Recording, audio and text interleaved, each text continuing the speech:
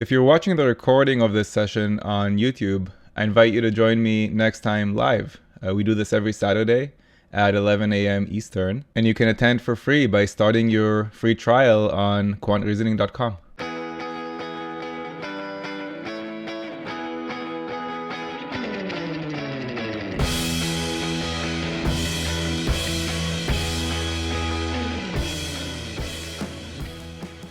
I think it's time for us to talk about this question. There is a fairly simple algebraic way to solve it, which I'll start with, but I'll go through that pretty quickly because we don't learn that much from solving this algebraically. And really what Tobias was asking in the email is, how do we solve this using reasoning, in the hopes that there's some concept that we can deepen our understanding of using this question. And that goes back to what I always say about these official GMAT questions, which is it's not about picking the right answer. It's about learning something from that question, because getting the right answer at home doesn't push your GMAT score up. It just makes you feel good. But we want to actually push our GMAT score up, so we want to improve our reasoning. So I'm glad you asked about this, Tobias. There's also a way to solve this by working backwards from the answer choices. That's a method that is better than nothing, and I'm not opposed to using it at the test center.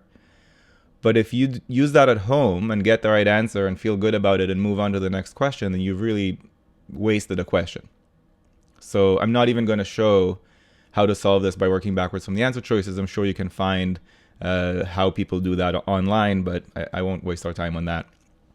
So for the algebraic solution, real quick, when we are given a ratio, in this case 30:1, we can use x as our scale factor and then say that the actual number of students is 30x and the actual number of teachers is 1x, or x.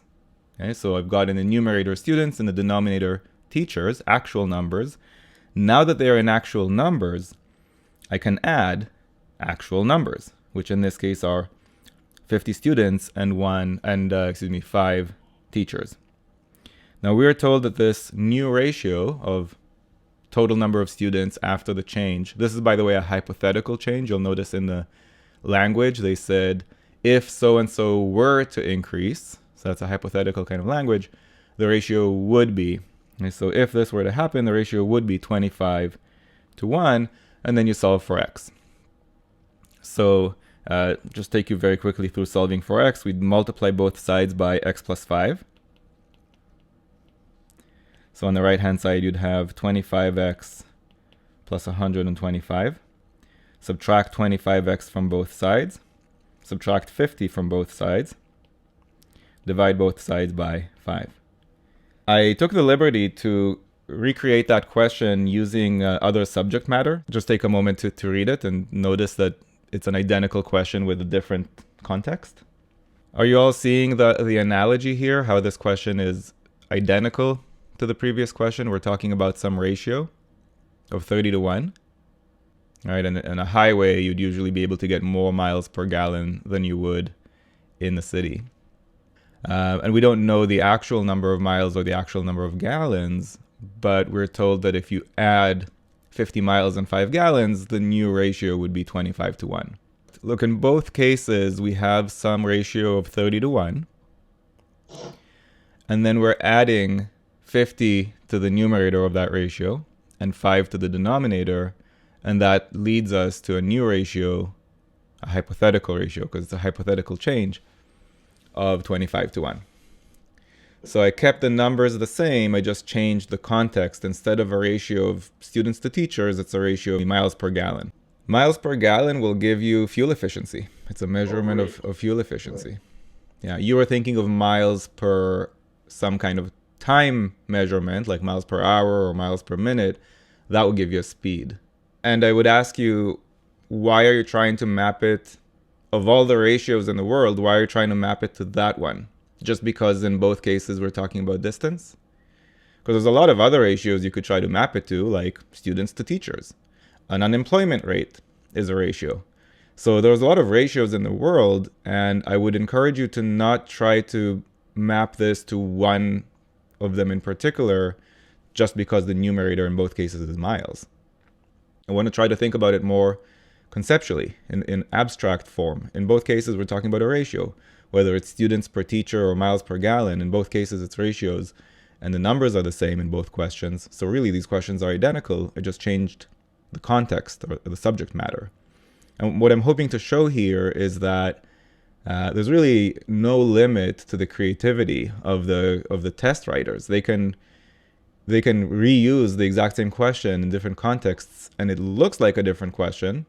I mean, we could rewrite the same question again with miles per hour, and then it would be about speeds, right? We could say a certain car drove 30x miles in X hours. Just basically replace the word gallon with the word hour, and then it looks like it's a rate work question, a speed, distance, time question, but they're all the same. The student and teacher question, the miles per gallon question, the work rate or speed distance question, they're all the same question, just the context keeps changing. So one of my goals here with quant reasoning is to help people see that questions that appear to be different from one another are not. If you really look at the concept that's being tested, they're actually the same question over and over again, just with a different subject matter. That's one of the reasons I don't like to try to categorize questions in the standard way that they're usually categorized. This is a rate work question. This is a ratio question. No, they're all the same. A rate is a ratio. It's a specific kind of ratio. Right? You're talking about a rate that work gets done, right? So that's a specific kind of ratio where your numerator is some kind of work and your denominator is always some kind of measurement of time. So it's a specific type of ratio. But the word rate and the word ratio, they come from the same place. It's not a coincidence that they sound similar. A rate is one kind of ratio. Another kind of ratio is pi. The number pi, that magical number, 3.14, blah, blah, blah. That's a ratio. It's a ratio of the circumference of a circle to the diameter of that circle. Rate is a very specific kind of ratio. I mean, if your denominator is not time, then it's not a rate. Although unemployment rate, right? It's called a rate. But I don't know. I think it can get very confusing because people use the word rate and ratio interchangeably sometimes. And maybe that's okay because maybe they literally mean the same thing. And maybe that's why we say work rate, right? You wouldn't just say rate, you would say work rate to specify that you're talking about a ratio in which the numerator is some kind of work that's getting done and the denominator is time. The rate, time, work formula, I don't think of that as a formula because it's just, that's how we defined rate. The rate at which a work gets done is how much work you can get done per hour. Literally, like that's how it's defined. It's not a formula, really. I would love to show you all another version of this question. I felt creative yesterday, so I just kept making up more and more versions of the same exact question. So here's another one, same answer choices. How many of you would have thought before today that these three questions are completely different kinds of questions? Because it just helps you kind of get the concept that they're testing on a deeper level, if that makes sense. I know a lot of people who would see this version of the question. I have a feeling maybe JD is one of them, who as soon as they would see the word miles, they would quickly jot down on their scratch paper D equals R times T, just to have the formula there. And I see Paulina nodding. It looks like maybe she would do that as well. But the minute you've done that, you're off to a bad start. You've launched your brain into a path that's not appropriate for this question. So that's kind of the danger of trying to fit different questions into different categories and kind of trying to identify, what's the formula that would be associated with this particular question, and then try to recall that from memory, instead of just sitting back and thinking deeply about the circumstance that's being described and saying, well, they're talking about a ratio here. Just like they were with the students and teachers, and just like they were with the CEO and the median salary. So I want to go back to the original question now and give you a reasoning-based approach to solve it. And that same approach could be used, obviously, in the two questions that I created. But I need to warn you first. This reasoning-based approach is hard. Okay, it's going to be a much harder way to solve it than the algebraic approach. But we'll actually learn something from it. It will improve our reasoning, and that's ultimately what pushes our score up. The observation that we need to make here is that when you have some ratio to start with, and then you start changing that ratio by adding quantities to the top and the bottom, to the numerator and denominator. When you look at the ratio of those added quantities, so in this case that would be a ratio of 50 to 5 or 10 to 1, that's the ratio of the new kind of added quantities, you're going to end up with a new ratio that's going to be somewhere in between the ratio you started with and this new ratio of the added quantities. And I think I talked about this in a previous Ask Me Anything event, maybe a month ago. If I find it, I'll link to that video in the description and above, where I talk about the age that my dad was when I was born and the ratio of our ages as I grew up. So just to remind you, or if you haven't seen that, the day I was born, my dad was 26, so he's about 10,000 days old. So the day I was born, the ratio was 10,000 to 1. My dad was 10,000 days old, I was 1 day old. So ratio of 10,000 to 1. As I aged, he and I aged at the same rate. And that's normal. I think everybody, as long as you're alive, you're all aging by 1 day each day that passes. So we're looking at that ratio of 10,000 to 1. The numerator, his age, is getting you're adding 1 day every day. And the denominator, my age, is also +1 every day. So this is a case where the added quantities in the top and in the bottom are a ratio of 1 to 1 because we're aging at the same rate. So based on what I said 2 minutes ago, if our starting ratio was 10,000 to 1, over time it should get closer and closer and closer and closer to 1 to 1, because that's the ratio at which we're adding quantities to the original ratio. And indeed, over time, if you look at what happened when I reached the age that my dad was when I was born, the ratio was 2 to 1, because I lived those years once, but he lived exactly that same amount of time twice. Once before I was born and once after I was born. So on the day that I was exactly the age that my dad was when I was born, the ratio was 2 to 1. And since then, now that I'm 40 and he's 65, 66, the ratio is closer to like 1.5 to 1. So over time, from a ratio of 10,000 to 1, we're getting closer and closer to the new ratio at which we're adding quantities. This reminds me of another official GMAT question. They say, if A, B, C, and D are positive numbers such that A over B is less than C over D, which of the following must be true? And it's one of those Roman numeral question types. And one of the Roman numerals, the toughest one to solve for, let's just call it 2 because I don't remember which one it was, it said A plus C over B plus D is in this range. They're asking, is this must be true? Now to solve that question by testing numbers is impossible in 2 minutes. And you might be able to do it in 10 minutes, but you can't solve it like that. It's a very hard thing to solve. Does anyone see how the story about my dad's age and my age can help us solve this? And would that mean that whatever this is has to be... It will get closer, but it will never reach. That's right. That's right.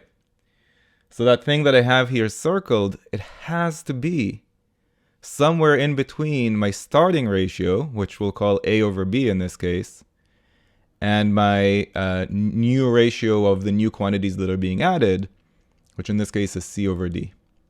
The resulting ratio at the end of the day has to be somewhere in between. And you might wonder, where exactly in between? Like, will it be closer to A over B? Or will it be closer to C over D? Or will it be right in the middle? And the answer is it depends. It depends how much. And what I mean by how much really is the scale factor. And how much of the C over D have we been adding? Or in the case of my dad and me, how long have we been living since I was born? The longer that is, the closer the ratio will be to 1 to 1. So it's kind of a weighted average where the weights are the scale factors of the different ratios. A over B is a ratio, but what are the actual values? I don't know. Right? The ratio is maybe 3 to 2, but the actual numbers there are 3,000 and 2,000. And with C over D, let's say the ratio is 1 to 1, but the actual values are 5 and 5. So you have 3,000 over 2,000, and then you're adding 5 over 5. That's barely going to make a difference on your initial ratio. You're going to stay pretty close to your starting ratio of 3 to 2. So the quantities underlying the ratios, like the actual quantities, or you could say the scale factors of those ratios, will determine where on that number line you fall. And we're going to use that in the question about students and teachers in just a moment. So hopefully that will help you see it a bit more clearly. The important thing, though, to do if you're going to use that approach of a weighted average is to make sure that you're using the same denominators for the two ratios. So in other words, you'd have to make sure that B and D are the same, and then you can look at the scale factors. So that's kind of a way to normalize the ratios. And that worked with my dad and me because we had 10,000 to 1 and 1 to 1. So in both cases, the denominators were 1. That means the ratios are on a level playing field. It would be right in the midpoint as long as your scale factors are the same. So let's look at that example. Okay, so you said 10 to 1 and 1 to 1. First of all, 10 to 1 larger than 1 to 1? Yeah, so 10 to 1. So you've got a ratio of 10 to 1, you've got a ratio of 1 to 1. And on the number line, we'd say, okay, here's the 1 to 1. Here's the 10 to 1. And the midpoint would be what? It would be 5.5.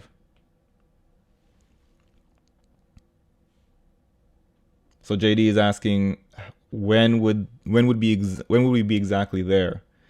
And the answer is, since these ratios are normalized, meaning we have the same denominator in both, you're going to end up at the center as long as you have the same scale factor. When you're looking at the actual values, if you have the same scale factor, so let's say the scale factor is 4. So these would be 40 and 4, and these would be 4 and 4. Okay? And you can test this. Adding 40 plus 4 over 4 plus 4, is that in fact 5.5? Well, how do you go from a ratio to actual numbers? You expand by the scale factor.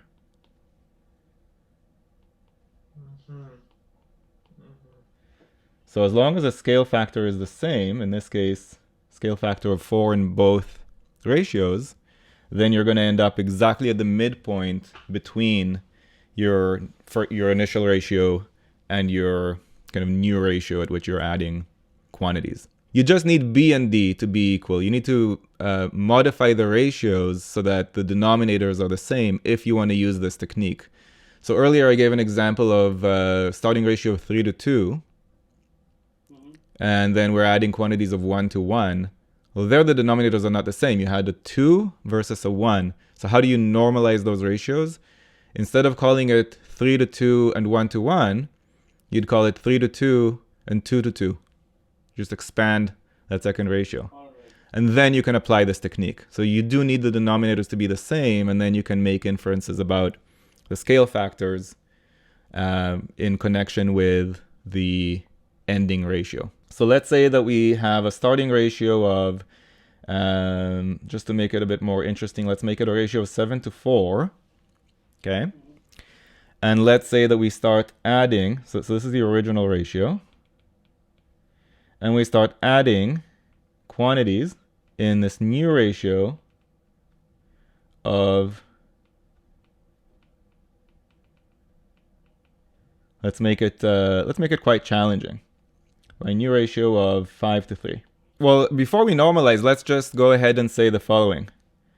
The end ratio, once the dust settles, when all is said and done, your ending ratio must be somewhere in between 7/4 and 5/3. And that is probably good enough for the GMAT. So just to repeat why that is, it's because you end up with some kind of weighted average where the more of the 5/3 you're adding, the closer your ratio will move towards 5/3. Okay? Now, we're just going to take it one step further, just for fun, I guess. And also because we'll need it to solve the original question via reasoning. So you're right, Padmanav. We have to normalize these ratios so that they have the same denominator. So what I would do is I would rephrase the 7/4 as 21/12. Really what I'm doing here is a common denominator, right? And this would be 20/12. So now we have the same denominator. And then we can plot them on a number line, and we'll say, okay, all the way over here is 20/12. All the way over here is 21/12. And you're going to end up at the midpoint of that number line if the scale factor here and the scale factor here is the same scale factor. So let's say that it's 12, just to make the numbers nice. In general, when you have a ratio of any kind, that ratio presents you with incomplete information. It's good to know the ratio, right? It's nice to know that I'm 30% taller than my son. It's good to know. But you can't from that know how old I am, nor can you know how old he is. Nor can you know how many inches taller I am than he is. So there's a lot of missing information when you have a ratio. The fact that I'm 30% taller than him just means that the ratio of my height to his height is 130 to 100, right? Because that's what 30% more means. You could reduce that. You could say I'm 13/10 as tall as he is. What I did there is I took 130/100 and reduced by a factor of 10. So you can tell a lot of things about my height versus my son's height, but there's a lot you don't know. You don't know my height, you don't know his height, you don't know how many inches taller I am. You just know what percent taller I am. Okay? But that's where the scale factor comes in. If you know that the ratio of our heights is 13 to 10, and by the way, is that 13 to 10 inches or 13 to 10 centimeters? That's a trick question. The answer is it's irrelevant. Right. A ratio doesn't have units. Well, that's not always true. Speed is a ratio and that has units. So I should say, as long as you're talking about a ratio of two things of the same kind, the units end up getting reduced because you have numerator and denominator. So in this case, the ratio doesn't have units. But then if I tell you, yes, the ratio of our heights is 13 to 10, and each ratio unit is worth 5 inches, well, now you know that he's 50 inches and I'm 65 inches. Because I gave you the scale factor. So that scale factor is the bridge that kind of connects the two worlds, the world of ratios and the world of actual numbers. But in this case, we have two separate ratios. We have a starting ratio and we have a new ratio of new things being added. So just to give you one more example, and I think this will probably be helpful for all of you. If I'm a bouncer at a nightclub and I was given instructions by my boss to only let people in at a ratio of 3 men to 2 women. And I do that. I do my job. I let them in. So what I do is I set up groups of 5 at the door. 3 men, 2 women, 3 men, 2 women, 3 men. And I let the groups in one at a time. So a group of 3 men and 2 women, another group of 3 men and 2 women, and so on. And I continue to do this until midnight. Okay? So up until midnight, I let them in groups. We have inside the nightclub at midnight, assuming nobody left, you'll see a ratio of 3 men to 2 women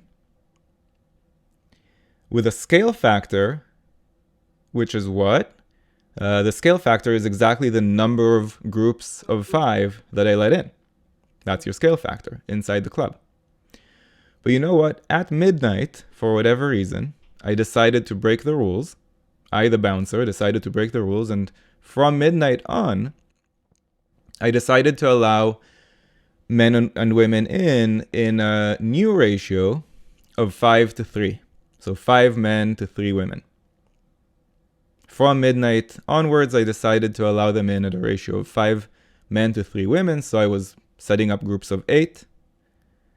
5 men, 3 women, 5 men, 3 women, 5 men, 3 women, and I was letting them, these groups in one at a time. So now here's what we have inside the nightclub. We have some number of groups of 3 to 2, and that's a scale factor. So that number of groups of 3 to 2 that came in before midnight, that's the scale factor for that ratio. We have a separate number of groups of 8. And this is the number of groups that came in after midnight. And that separate number, the number of groups of 8, that's the scale factor of the new ratio that started coming in after midnight, at a ratio of 5 to 3. And that's why in this case we have 2 separate scale factors, one scale factor for the starting ratio and one scale factor for the new ratio. Assuming nobody left the club, at 2 a.m., the ratio of men to women is going to be somewhere in between 3 to 2 and 5 to 3. Does that make logical sense to you? It's not going to be exactly 3 to 2. It's not going to be exactly 5 to 3 because we have different numbers of groups coming in before midnight and after midnight. It's going to be something in between. Something in between 3 halves and 5 thirds. So if you draw a number line, what's 3 halves? That's 1.5. 5 thirds is 1.666. The actual ratio of men to women in the nightclub at 2 a.m. is going to be somewhere in between those 2 points on the number line, between 1.5 and 1.666. Where exactly on that number line will depend on the ratio of the scale factors. So the more groups you let in before midnight and the fewer groups you let in after midnight, the closer you'll be to 1.5. Conversely, if you let in way more groups after midnight than before midnight, then your answer will be closer to 1.666. So it's a weighted average that will depend on the scale factors of the 2 ratios. So in the age example, the starting ratio has a scale factor of 1. The days that we've been living has a scale factor of however many days we've been living. So if you're looking at it when I was 5 years old, the scale factor of the new ratio of the quantities that are being added would be 5 times 365, like however many days I've been living at that point. Day 2, we would be at the midpoint. So if the ratio of my dad to my age was 10,000 to 1 on day 1, on day 2, it would be the midpoint between 1 and 10,000, which is 5,000 and a half. And if you do the math, that should work out. That should check out. You should have 10,000 plus 1 divided by 1 plus 1. And that should check out as 5,000.5. So the midpoint will be the ending ratio. The ending ratio will be exactly at the midpoint if the denominators of your 2 starting ratios were the same. And the scale factors are also the same. So in the case of my dad and me, the denominators were the same. In both cases, they were 1, right? Because we had 10,000 to 1 versus 1 to 1. So in both cases, the denominators are 1. And the scale factors were the same when I was 2 days old. When I was 1 day old, the scale factor of the added quantities was 0 because there weren't any added quantities yet. It was still the starting ratio of 10,000 to 1, the day that I was born. But a day later, the added quantities, the new quantities that were being added were exactly 1 and 1. He lived 1 more day at that point, and I lived 1 more day at that point. So it's not just a ratio of 1 to 1 on that day, it's also a scale factor of 1, which matches the scale factor of the 10,000 to 1. And that's why it will be the midpoint, because the scale factors are the same and your denominators are also the same. The scale factor of the starting ratio is never 0 because you got to start somewhere, right? So you already have some established ratio. It wouldn't make sense for the scale factor there to be 0. But then when you're adding new quantities, before you started adding them, the scale factor was 0. But then once you start adding them, the scale factor grows and grows and grows and grows as you add more and more quantities by that new ratio. So at midnight at the nightclub, the scale factor of the new ratio was 0 because at midnight I had not yet let any groups of 8 in. I was just going to start at midnight. So the scale factor of the new ratio was 0 at that point. But then as I start letting groups in, with the first group that comes in after midnight, scale factor of 1, then it goes up to 2, 3, 4, 5. With every group, it goes up by 1. So this really is a little bit beyond the scope of the GMAT. But I still think it's worth exploring just because it pushes our reasoning in the right direction. So let's go back to the original question.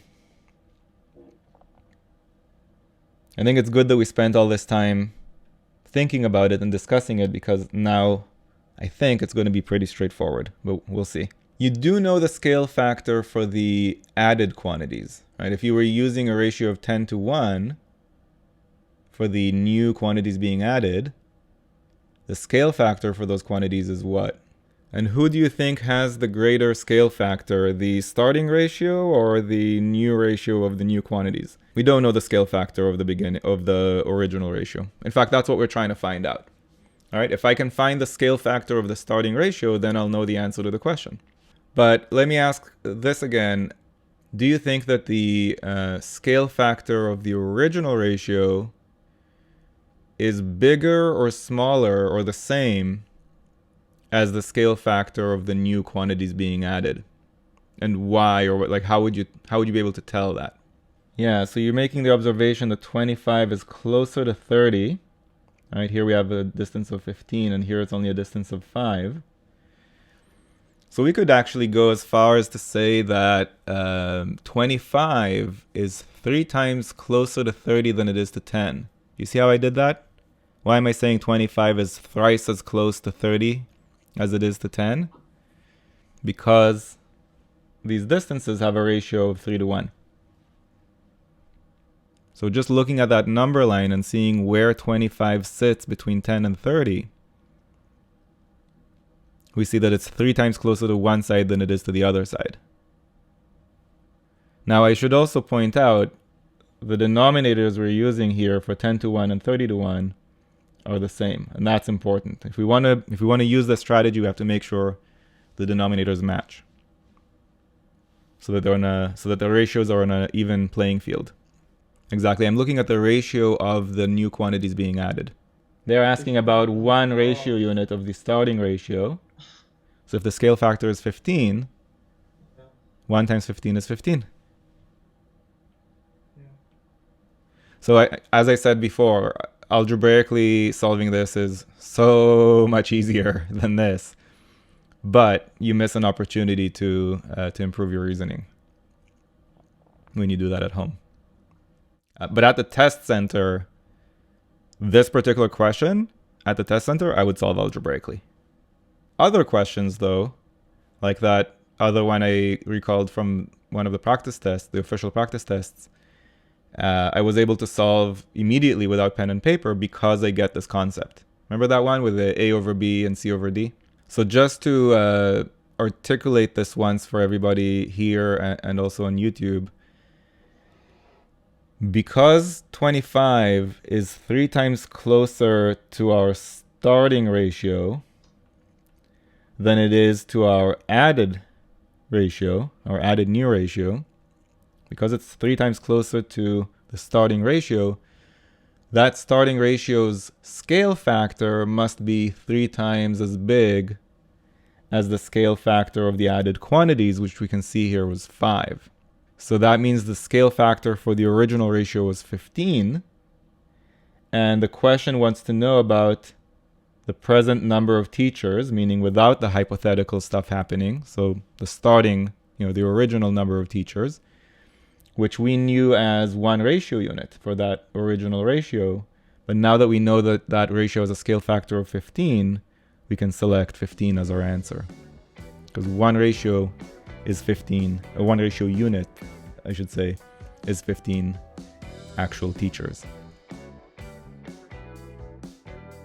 If you found this video useful, go to quantreasoning.com for a lot more where that came from. You should also click that like button and let me know in the comments below what you'd like me to make future videos about. And of course, if you haven't yet subscribed, go ahead and do that and click that bell below so you get notified about future videos. See you next time.